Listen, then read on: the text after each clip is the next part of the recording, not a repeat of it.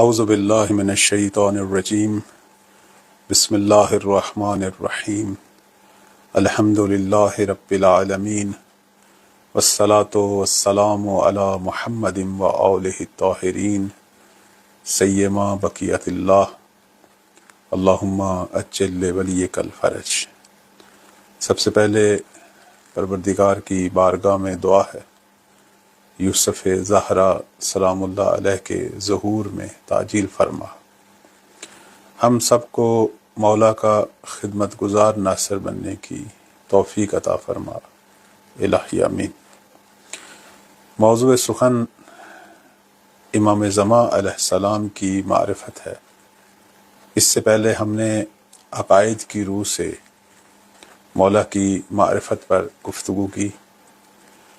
آج انشاءاللہ جو ہے وہ معاشرتی روح سے، سیاسی روح سے، تاریخی روح سے انشاءاللہ اس موضوع پر ایک نگاہ ڈالیں گے۔ عرض خدمت یہ ہے کہ مہدویت ایک چھوٹا سا موضوع تو ہے نہیں کہ جس پر ہم صرف چند ایک آیات اور احادیث کی روح سے بات کریں اور بات ختم ہو جائے۔ امام زمان کا موضوع دنیا کا مستقبل ہے، انسانی زندگی کی ایک نئی حیات ہے، ایک نیا آغاز ہے، انسانوں کا درد و رنج والا دور کا ختم ہونے کا اعلان ہے۔ ابھی تو لوگوں کی صحیح زندگی شروع ہی نہیں ہوئی، ابھی انسانوں نے صحیح انسانی زندگی جو ہے وہ شروع کرنی ہے۔ ابھی تو حیوانیت، خواہشات نفسانی، مادیت، یہ چیزیں انسانی رویوں پر غالب آ چکی ہیں، لوگ ایک دوسرے پہ ظلم کر رہے ہیں۔ تو معاشرتی روح سے یہ ہے کہ انسان چاہے وہ کسی بھی ملک کا ہو، کسی بھی مذہب کا ہو، ان سب کے دلوں میں ایک آرزو ہے، وہ یہ ہے کہ ہم ایک سعادت مند زندگی گزاریں، ایسی زندگی جس میں ہمیں کوئی تکلیف نہ ہو، کوئی پریشانی نہ ہو، ہم آرام سے پرسکون زندگی گزاریں، اپنے رب کی سکون سے عبادت کریں، ہماری ضروریات پوری ہوں، کوئی ہم پر ظلم نہ کرے، کوئی ہمیں تنگ نہ کرے۔ اب یہ آرزو تو ہے، لیکن یہ پوری کیسے ہوگی؟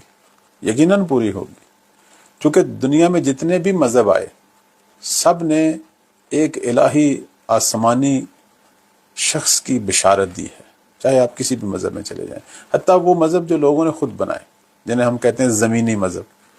کچھ تو آسمانی مذہب ہیں جیسے یہودیت، عیسائیت، اسلام، زرتشت، یہ آسمانی مذہب ہیں جو اس وقت بھی موجود ہیں۔ کچھ مذہب جو ہے وہ زمینی ہیں جیسے بدھ مت ہے، ہندو دین ہے، اور پتہ نہیں کتنے، حتیٰ چین، جاپان، افریقہ، جہاں چلے جائیں وہاں کے مقامی جو مکتب اور مذہب ہیں وہ سب جو ہیں وہ آخری دور جو ہے اس کو بڑا خوبصورت پیش کرتے ہیں کہ بالآخر یہ سارا جو آپ نظام دیکھ رہے ہیں یہ چینج ہو جائے گا اور انسانوں کا مستقبل بڑا حسین ہے، بڑا خوبصورت ہے، جس میں یہ ساری پریشانیاں دور ہوں گی۔ تو اسلام جو ہے وہ اس کو مہدویت یعنی امام مہدی علیہ السلام کے مشن کی شکل میں جو ہے وہ پیش کرتا ہے۔ اور شیعہ مذہب جو ہے اس کی ایک خوبصورتی جو ہے وہ یہ ہے کہ شیعہ مذہب کے اندر ایک زندہ امام پر ایمان ہے کہ جس نے آ کے دنیا میں انقلاب لانا ہے، دنیا کے نظام کو چینج کرنا ہے۔ باقی جو ہیں وہ انتظار کر رہے ہیں کہ کوئی ایسا شخص پیدا ہو، یعنی امید تو انہیں بھی ہے کہ بدلے گی دنیا، لیکن ابھی وہ مایوس ہیں، افسردہ ہیں۔ لیکن شیعہ جو ہیں وہ زندہ ہیں، اس لیے ہمیشہ تحرک کی حالت میں ہیں، جد و جہد کی حالت میں ہیں۔ اس وقت بھی آپ دنیا میں دیکھیں بڑے بڑے جو عالمی محاذ ہیں اس میں شیعہ پیش ہیں، ظالموں کے خلاف شیعہ آگے ہیں، اس وقت دنیا دیکھ رہی ہے۔ بڑے بڑے جو ظالم ہیں مسلمانوں کے اندر، وہ سارے مکتب جن کا کسی زندہ امام پر ایمان نہیں ہے وہ سارے ان کے ساتھ ملے ہوئے ہیں۔ حتیٰ بعض ایسے ہیں کہ جن کا کوئی نہ کوئی امام ہے لیکن وہ اس کے اندر کوئی امام والی خصوصیات ہی نہیں ہیں، وہ بھی ساتھ ملے ہوئے ہیں، وہ ان کے پروردہ ہیں۔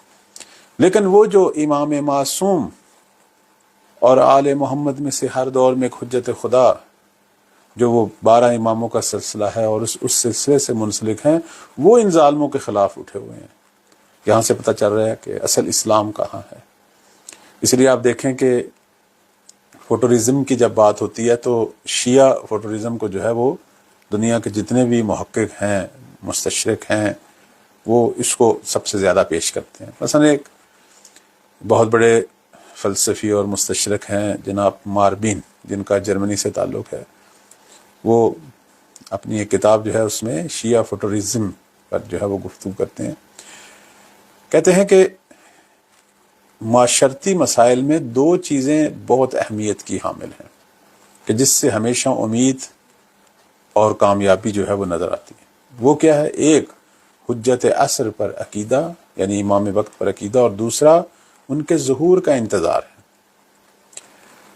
وہ کہتے ہیں کہ یہ جتنے بھی مشرقی اقوام ہیں، ان کا جو عقیدہ ہے وہ اگلی 2 صدیوں تک اپنا کامل اثر جو ہے وہ ظاہر کرے گا، اور اس دوران ایک بہت بڑی آبادی اور جو بہت زیادہ ترقی کرے گی اور سامنے آئے گی وہ شیعہ ہیں کہ جو دنیا میں فرنٹ پر آ جائیں گے۔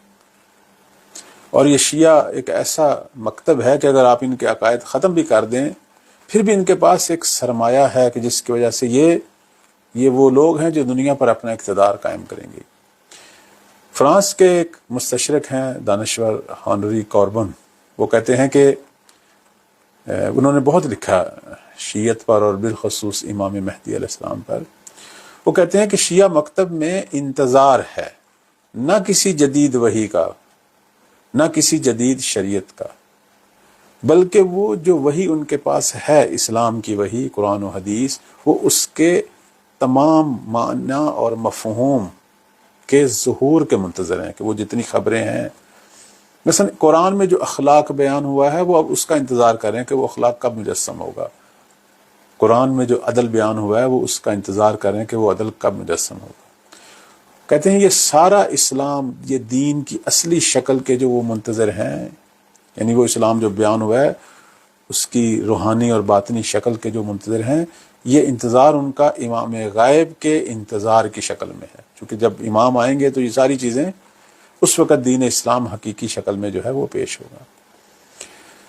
اس کے بعد وہ خود ہی کتاب میں یہ حدیث نقل کرتے ہیں جناب ہنری کاربن۔ وہ کہتے ہیں کہ مشہور حدیث ہے ان کی کتابوں میں، اور وہ یہ ہے کہ اس ہستی نے حتماً آنا ہے، اگر دنیا کی عمر کا ایک دن بھی باقی رہ جائے تو اللہ اس دن کو اتنا طولانی کرے گا یہاں تک کہ امام عصر جو ہے وہ ظہور کریں گے۔ یعنی یہ عقیدہ جو ہے یہ ایسے ہی نہیں ہے، بلکہ ایک حتمی عقیدہ ہے جو مستحکم دلائل پہ کھڑا ہے، اور یہ کام ہو کے رہنا ہے۔ اسی وجہ سے وہ کہتے ہیں کہ ان کے اندر ہمیشہ ظہور کی امید زندہ ہے، اور اسی وجہ سے یہ اس روشن مستقبل تک پہنچنے کے لیے یہ حرکت میں رہتے ہیں، اور ہمیشہ جو ہے یہ تحرک میں ہے، جمود کا شکار نہیں ہے۔ کبھی بھی یہ کسی ظالم کی ہمراہی نہیں کریں گے، بلکہ ان کے خلاف قیام کریں گے اور مظلوموں کا ساتھ دیں گے، کیونکہ ان کا امام جو ہے وہ بھی پوری دنیا کے مظلوموں کا پیشوا بنے گا اور دنیا کے ظالموں سے لڑے گا۔ اب آپ دیکھیں نا، عقیدہ مہدویت نے ایک امید جو ہے وہ ہمیں دی ہے مکتب تشیع کو، اور جس کی وجہ سے اتنے ظلم ہوئے ہیں شیعوں پر، لیکن اس کے باوجود وہ زندہ اور آگے کی طرف بڑھ رہے ہیں اور باقاعدہ حکومتیں بنا رہے ہیں، باقاعدہ اس وقت دنیا کے استکبار کے مد مقابل وہ کھڑے ہو گئے، اور بلکہ باقی جو مظلوموں کی تحریکیں ہیں ان کے لیے بھی وہ سرچشمہ امید بن گئے ہیں، ان کو بھی یہ سہارا دے رہے ہیں۔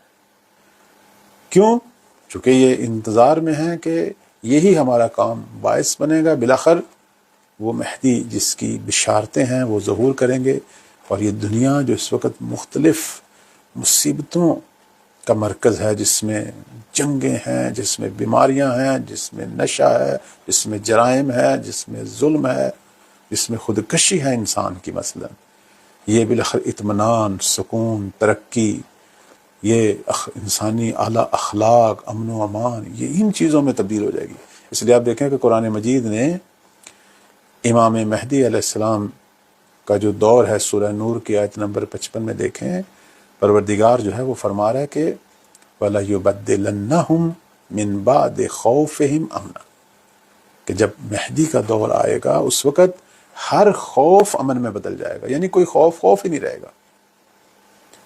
نہ راستوں کا خوف رہے گا، نہ کسی کو غربت کا خوف رہے گا، نہ بیماری کا، نہ مستقبل کا، بلکہ لوگ واقعاً پر اطمینان زندگی جو ہے وہ گزاریں گے. زمین و آسماں والے سب راضی ہوں گے اس دور سے. تو اجتماعی طور پر انسان جو ہے وہ چونکہ یہ امید رکھتا ہے اور یہ خبریں بھی ہیں، تو پھر اس امید کو پورا کرے، حرکت میں آئے، اس شخصیت کو پہچانے، ان کی معرفت حاصل کرے، ان کے مشن کے لیے ابھی سے کام کرے. دنیا میں بڑے بڑے انقلاب، بڑی بڑی تحریکیں پہلے چند لوگوں سے شروع ہوتی ہیں، پھر وہ ایک بڑے انقلاب کی شکل میں آ جاتی ہیں. وہ جو ہم کہتے ہیں حکومت مدینہ تشکیل پائی، وہ مدینہ سے چند لوگ ہی گئے تھے جنہوں نے اپنی ہمرائی کا یقین دلایا وقت کی حجت پیغمبر اعظم صلوات اللہ علیہ.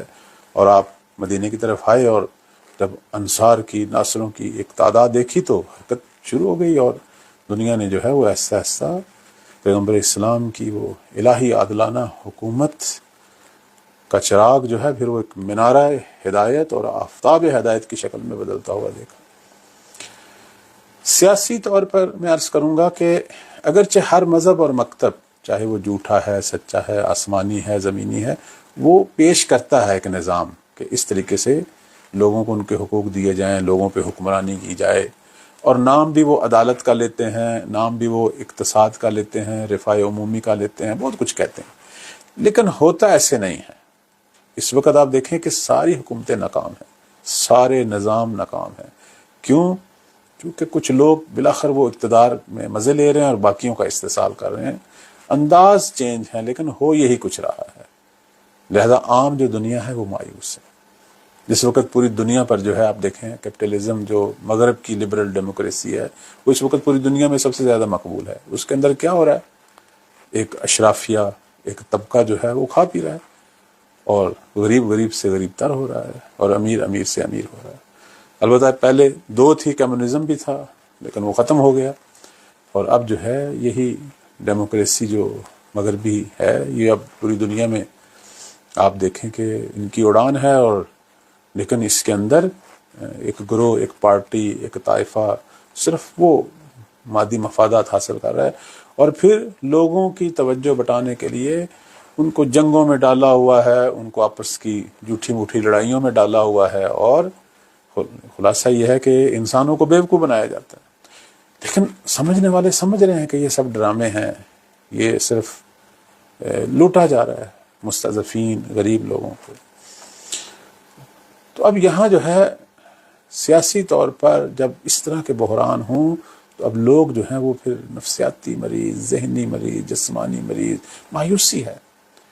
نتیجتاً آج کا انسان جو ہے وہ مسلسل ناکامی اور ان حکومتوں کے خالی نعرے کہ جس میں کوئی عمل نہیں ہے، اس میں وہ شکست سراب دیکھ رہا ہے، اور پھر اب وہ مانگ رہا ہے اپنے اللہ سے، آخر خالق جس نے یہ دنیا بنائی کسی کو بھیج تاکہ ہمارے حالات بدلیں. اور کہتے ہیں لوگ مانگیں گے، پکاریں گے، فریاد بلند ہوگی. لوگوں کو ضرورت کا احساس تو ہو نا، کیوں نہیں؟ پروردگار ہے اس جہاں کا، مالک خدا ہے. لیکن حرکت میں آؤ گے تو برکت ہے. اس لیے آپ دیکھیں قرآن مجید میں اللہ نے کہا ہے کہ لیس للانسان الا ما سعی، وہی کچھ ملتا ہے جس کی کوشش ہوتی ہے. اللہ کسی قوم کے حالات نہیں بدلتا جب تک وہ خود نہ بدلے. ایسے ہی مولا آ جائیں اور جس طرح باقی 11 امام آئے اور شہید ہو گئے اور لوگ دیکھتے رہ گئے، ایسے تو نہیں ہوگا. بلکہ ان کے مشن کی ہمراہی اگر کرنی ہے تو پہلے سے کام شروع ہو. لیکن جب امام آئیں گے پھر دنیا کا نظام بدلے گا. جیسے غیبت نعمانی میں یہ روایت ہے کہ یقوم القائم بامر جدید، ایک نیا انداز، کتاب جدید، نیا قانون، قضاء جدید، نئے فیصلے، واقعاً عدالت کی روح سے فیصلے جس میں کسی کو بچایا نہیں جاتا، لوگوں کو عدل دیا جاتا ہے، لوگوں کو حقوق دیے جاتے ہیں. اور پھر یہ کوئی ایک علاقے کی حد تک نہیں ہوگا، مہتویت یعنی پوری دنیا کا نظام ہے. یہ واحد حکومت ہے جو پوری زمین پہ ہوگی. لہذا قرآن میں جہاں بھی ذکر ہے پوری زمین کا ہے، اور یہ دنیا کی آخری حکومت ہے. اس کے بعد پھر یہی حکومت قیامت تک ہے. جس طرح کہ معصوم فرماتے ہیں کہ بلا شبہ ہماری حکومت آخری حکومت ہے، اور جن لوگوں نے حکومت کرنی ہے وہ کریں، سارے خاندان کریں جنہوں نے ہم سے پہلے کرنی کریں. کیوں؟ کیونکہ جب ہمارا طرز حکومت دیکھیں تو پھر یہ نہ کہیں کہ اگر ہم حکومت کرتے تو ہم بھی اسی طرح کرتے۔ ہشام ابن سالم جو ہیں وہ امام صادق علیہ السلام سے نقل کرتے ہیں، فرماتے ہیں امام مہدی کی حکومت اس وقت بپا ہوگی کہ جب ان سے پہلے سب گروہ اپنی حکومت کر لیں گے، تاکہ کوئی یہ نہ کہے کہ اگر ہم حکومت کرتے تو ہم بھی عدالت بپا کرتے۔ دنیا دیکھ لے سب کو، خود ہی لوگ ان کو لا رہے ہیں نا، دیکھ لیں، بالآخر دنیا جو ہے وہ سخت شدید تشنگی محسوس کرے گی امام مہدی علیہ السلام کے لیے، اور پھر ان کے لیے حرکت میں آئیں گے، اور پھر مولا کا جو ہے وہ دور شروع ہوگا۔ تو آخری حکومت جو ہے وہ دنیا پر وہ آل محمد کی ہے، اور جس حکومت میں پھر دنیا کا نظام بدلتا ہوا لوگ دیکھیں گے، پھر زمین کو عدل و انصاف سے لبریز ہوتا ہوا دیکھیں گے، پھر ظالموں کو اور ظالمانہ نظام کو ختم ہوتا ہوا دیکھیں گے، پھر لوگ دیکھیں گے ایک نیا نظام، یعنی جو پہلے کبھی ہے ہی نہیں تھا کسی جگہ پہ، اسلام اصلی شکل میں اس وقت سامنے آئے گا، اور یہ جو مختلف فرقے، مختلف بدعتیں، یہ ساری اسلام سے صاف ہوں گی، اسلام بھی لوگوں کو نیا لگے گا، چونکہ اس کے اندر وہی اصلی دین ہوگا جو عصر رسالت میں تھا۔ پوری تاریخ میں جو کچھ لوگوں نے خود اس کے اندر شامل کیا وہ سارا نکالا جائے گا۔ تاریخی روح سے میں عرض کروں گا کہ امامت کا مسئلہ، بالخصوص مہدویت کا مسئلہ، یہ وہ چیزیں نہیں ہیں کہ جو آج ہم پیش کر رہے ہیں، یہ آغاز رسالت پیغمبر سے ہی یہ چیزیں تھیں۔ آپ نے اپنی پہلی جو دعوت تھی اپنے خاندان کی، دعوت ذوالعشیرہ، وہیں اپنے جانشین کا بھی اعلان کیا، وہاں سے شروع کریں، اور آخری جو حج تھا اور خم غدیر، اور وہاں جو ہے رسمی طور پر اپنے بعد ولایت کا اعلان، اور پھر اسی دوران نبی کریم صلی اللہ علیہ وآلہ وسلم سے بے شمار احادیث جن میں امام مہدی علیہ السلام کی بشارت شیعہ سنی کتابوں میں۔ کیوں؟ اس لیے کہ وہ دین جسے قرآن اور حدیث کی شکل میں پیش کیا گیا وہ اس سے پوری دنیا پہ نافذ کریں، تاکہ دین کے جو عملی اثرات ہیں وہ لوگ محسوس کریں۔ تو مہدویت پیغمبر اسلام کے دور سے بیان ہوئی، ان کے فرامین میں بیان ہوئی، بعد والے ہر امام نے بیان کی، اہل سنت میں اصحاب نے بیان کی، تابعین نے بیان کی، ان کے علماء نے کتابیں لکھی گئیں، بہت کچھ، 300 سے زائد تو آیات ہیں، ہزاروں احادیث ہیں شیعہ سنی کتابوں میں۔ یہ ایک ایسا موضوع ہے کہ جس کا انکار تو ممکن ہے ہی نہیں، اور پھر اس موضوع کی وجہ سے تحریکوں کا چلنا، امام مہدی کا نام لے کر ظالموں کے خلاف قیام ہونے۔ لیکن اس دوران ایک اور کام بھی ہوا ہے کہ جو نہیں ہونا چاہیے تھا، کہ کچھ لوگوں نے غلط جو ہے وہ استفادہ کیا، کہ اپنے آپ کو جھوٹے مہدی کی شکل میں پیش کیا، اور خود بھی گمراہ تو یقیناً تھے اور بڑی تعداد کو گمراہ کیا، جس کی ایک موجودہ دور میں مثال جو ہے وہ برطانیہ کا جو استعمار تھا، اس نے ایک قادیانی فرقہ بنایا، اور مسلمانوں کی جو جنگ آزادی تھی اس کو روکنے کے لیے وہ جو زمانے کے شجاع مسلمان تھے جو استعمار کے خلاف لڑ رہے تھے، تو اس کو ایک غلط دعوے اور ایک غلط شخصیت کو جھوٹا مہدی بنا کر پھر اس نے صرف مہدی ہونے پہ اکتفا نہیں کیا، عیسیٰ بنے، پھر پیغمبر اسلام کی طرح اس نے ان کی نیابت میں ایک امتی نبی، پھر کتاب، پھر نئی شریعت، وہ ایک پورا ایک جو ہے وہ کھیل کھیلا گیا۔ اور اس طرح کی باتیں جو ہیں وہ اور بھی اسلامی ممالک میں ہوئی، جیسے اس کی ایک مثال جو ہے وہ ایران اور ان علاقوں میں ایک فرقہ بابیہ بیحیہ کا اٹھنا جو ہے وہ ہے، اور بہت سارے فرقے ہیں، یہ سارے منحرف فرقے ہیں، اسماعیلیہ ہیں، زیدیہ، واقفیہ، شیخیہ، پتہ نہیں کتنے فرقے ہیں۔ ان کا کام کیا ہے؟ ان کا کام یہی ہے کہ اصل راہ سے ہٹایا جائے، اور اسے دیکھیں کہ یہ اکثر فرقے جو ہیں یہ اس وقت استعمار کی خدمت میں ہیں۔ صرف زیدیہ جو ہیں وہ بھی یمن کے، وہ اٹھے ہوئے ہیں، لڑ رہے ہیں، اور شیعہ اثنا عشریہ جو ہیں وہ پوری دنیا کے استعمار اور استکبار کے مد مقابل ہیں، لیکن باقی سارے جو ہیں ان کے ساتھ ملے ہوئے ہیں، اور وہی کام ہو رہا ہے جو وہ چاہتے ہیں۔ تو اب جب پیغمبر نے صلی اللہ علیہ وسلم نے بشارتیں دیں، اور ادھر ہم دیکھ رہے ہیں کہ جھوٹے لوگ بھی موجود ہیں اور ہر دور میں ہیں، جیسے ابھی بھی پاکستان میں مختلف شہروں میں ہیں کچھ لوگ جنہوں نے جھوٹے مہدی ہونے کا دعویٰ کیا، ہندوستان میں بھی ہیں اور ممالک میں بھی ہیں۔ تو ہمیں پتہ کیسے چلے گا کہ حقیقی امام کہاں ہے؟ یہاں وہی بات معرفت کی آتی ہے کہ جب ہم حقیقت کو اس کے صحیح ماخذات سے پہچانیں گے تو باطل خود بخود ختم ہو جائے گا، باطل کے لیے پھر کوئی جگہ ہی نہیں بچے گی۔ قرآن اور احادیث سے حقیقی امام مہدی کو پہچانا جائے، تاریخ سے ان کی ولادت، ان کی سیرت، ان کا فلسفہ غیبت۔ کوئی غیبت کوئی انہونی چیز تو نہیں، اس سے پہلے انبیاء بھی غائب ہوتے رہے، حضرت عیسیٰ ابھی تک غائب ہیں، تو کیوں غائب؟ ظہور کے لیے کیا شرائط ہیں، کیا اسباب ہیں؟ یہ ساری چیزیں جب ہم جانیں گے تو پھر حقیقی امام سے متمسک رہیں گے، حقیقی راہ سے، سیدھی راہ سے۔ اور پھر یہ باطل گروہ، یہ جھوٹے دعوے دار، یہ گمراہ کن جو حرکت ہم دیکھتے ہیں، یہ پھر ہمیں جو ہے وہ اپنی شیطانی بساط میں نہیں لپیٹے گی، ان کے جال میں نہیں پھنسیں گے۔ پھر ہم الہی راہ پہ رہیں گے، پیغمبر اسلام کی راہ پہ رہیں گے، ان کے جو جانشین ہیں 12 انہی کی راہ پہ رہیں گے۔ تو یہ چیزیں دیکھیں نا، سیاسی طور پر امام مہدی کا نظام جو ہے وہ دنیا کے مسائل حل کرے گا، تو وہ کیسا نظام ہے؟ یہاں بھی معرفت کی ضرورت ہے۔ معاشرتی طور پر کون سب کے معاشرتی مسائل حل کرے گا؟ امام مہدی ہیں، باقی سارے ناکام ہو چکے ہیں، تو وہ کیا ہیں، کون ہیں، ان کا کیا مشن ہے، کب آئیں گے، کیسے آئیں گے، میں کیا کروں؟ معرفت امام کی ضرورت ہے۔ تاریخی طور پر جن کی بشارتیں ہیں اور جو ہم باہر جھوٹے دیکھ رہے ہیں، تو اب حقیقت کیا ہے؟ کل ہو سکتا ہے حقیقی امام مہدی آ جائیں اور ہم پھر پریشان رہیں، پتہ نہیں یہ بھی اس طرح باقی تھے، انہیں کی طرح کو یہ بھی ہو، اور کچھ لوگ جو ہیں وہ ساتھ نہ دے پائیں چونکہ پہچان ہی نہیں تھی۔ تو پہچان کے تمام ذرائع موجود ہیں، سب چیزیں موجود ہیں، صرف ٹائم نکالنا ہے، صرف تھوڑا سا مطالعہ کرنا ہے۔ اسی لیے تو آپ دیکھیں کہ رسول اللہ کا فرمان کتنا اہم ہے کہ اگر زمانے کے امام کی معرفت نہیں ہے تو جاہلیت کی موت ہے۔ اور بعض جگہ پہ فرمایا پھر وہ یہودی مرے گا، عیسائی مرے گا، کافر مشرک، اسلام پہ نہیں مرے گا، کیونکہ صحیح امام سے تمسک یعنی صحیح دین سے، حتی حقیقی توحید سے۔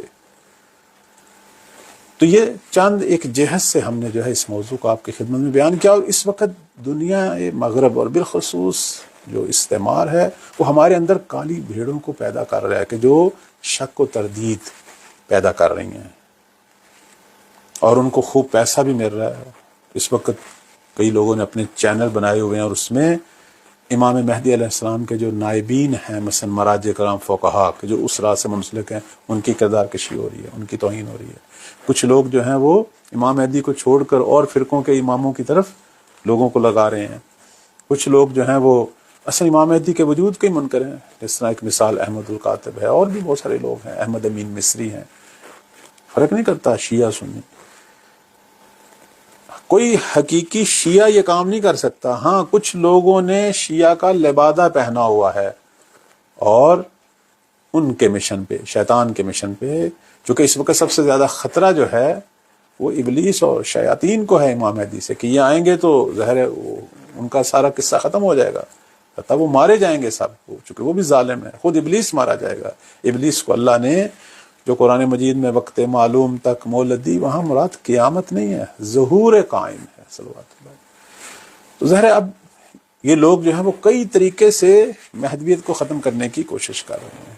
سیمینار ہوتے ہیں، کانفرنسیں ہوتی ہیں، لوگ تیار کیے جاتے ہیں، پیسہ دیا جاتا ہے، چینل بنتے ہیں، ادارے بنائے جاتے ہیں بڑے خوبصورت، آپ کو لگے گا یہ بہت بڑا اسلامی ادارہ ہے، لیکن اصل میں اس کے پیچھے جو محرکات ہیں وہ تو پھر ایسا ایسا لوگوں کے سامنے آشکار ہو جاتے ہیں، اور ہو رہے ہیں کہ یہ سارے جو ہیں وہ امام مہدی علیہ السلام کی دشمنی میں ہو رہا ہے۔ ہاں ہمیشہ رائے حق پر لوگ تھوڑے ہوتے ہیں اور مصیبتوں میں اور رنج میں ہوتے ہیں، لیکن اطمینان میں ہوتے ہیں، یقین میں ہوتے ہیں، اور یہ مصیبتیں، یہ مشکلات انہیں جو ہے وہ مطمئن کر رہی ہوتی ہیں کہ آپ صحیح راہ پر ہیں۔ اس لیے تو شیاطین آپ کو تنگ کر رہے ہیں، تو مایوس نہیں ہونا چاہیے، کام کرنا چاہیے اپنے مولا کے لیے۔ انشاءاللہ اس موضوع کو آگے بڑھائیں گے، ثقافتی روح سے بھی اس موضوع کو دیکھیں گے، بعد سے انتظار بھی شروع کریں گے۔ اللہ تعالیٰ ہم سب کو توفیق دے کہ زمانے کے امام سے حقیقی معنوں میں تمسک کریں، ان کے خدمت گزار ناصر بنیں، مولا کی معرفت حاصل کریں اور اس کو آگے نشر کریں انشاءاللہ، اور مولا کی ہمراہی کریں انشاءاللہ۔ والسلام علیکم ورحمۃ اللہ۔